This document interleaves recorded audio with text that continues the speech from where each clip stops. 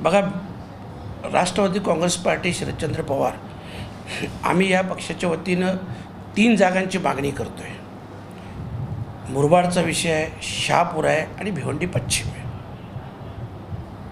मी लोकसभेच्या अगोदर देखील बोललो होतो, आजही सांगतो, मुस्लिम समाज हा काँग्रेससोबत नाही, मुस्लिम समाज हा महाविकास आघाडीसोबत आहे. जर तो काँग्रेससोबत असता तर 2004, 2009, 2014, 2019 तुम्ही सगळ्या विधानसभेचे निकाल पहा. कधीही विधानसभेच्या निवडणुकीत काँग्रेसला मुस्लिम समाजानं किंवा भिवंडीतील पश्चिमेतील मतदारानं कधीही स्वीकारलं नाही. या उलट इथं समाजवादी पार्टीचे जेव्हा रशीद ताईर समाजवादी पार्टीकडून उभे होते तेव्हा ते निवडून आले होते. पूर्वेला आपण पाहिलं असेल, अबू आसिम आझमी निवडून आले, आज रईस शेख निवडून आले. परंतु कधीही एवढ्या वर्षात काँग्रेसला मुस्लिम समाजानं स्वीकारलं नाही. आणि ही सत्यता आहे. मुस्लिम समाज हा आघाडीच्या बाजूने आणि आता महाविकास आघाडीच्या बाजूने भक्कमपणे उभा आहे. परंतु विधानसभेसाठी त्यांनी कधीही स्वीकारलं नाही. आणि म्हणून यावेळेस या विधानसभेवर आमचा दावा आहे.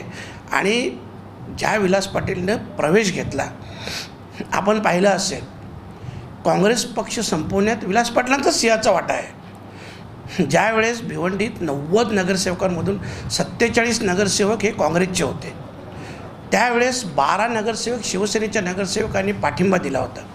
आणि त्यावेळेस विलास पाटलांनीच काँग्रेसचे 18 नगरसेवक फोडले आणि भाजपाला सोबत घेऊन ते महापौर बनले.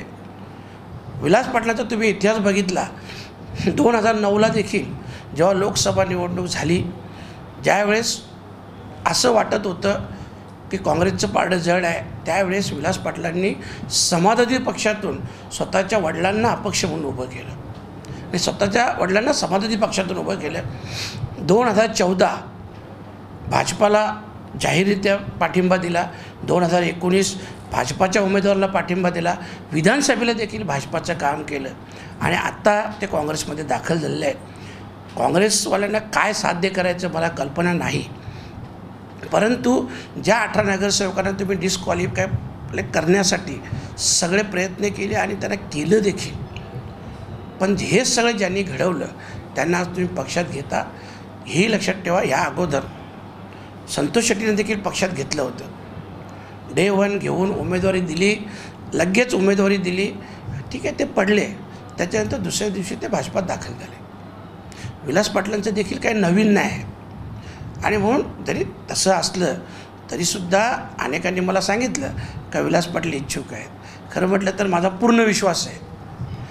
ज्या 4 निवडणुकीचा निकाल बघितला 20 वर्षाचा, तर ही सीट 100% राष्ट्रवादी काँग्रेस पार्टी शरदचंद्र पवार या पक्षाला आम्ही घेणार आणि त्या जागेवर आमचा 100% अधिकार आहे. एक्सप्रेस न्यूज हिंदी पर वीडियो देखने के लिए करें लाइक, शेयर और सब्सक्राइब. बेल आइकन दबाना ना भूलें.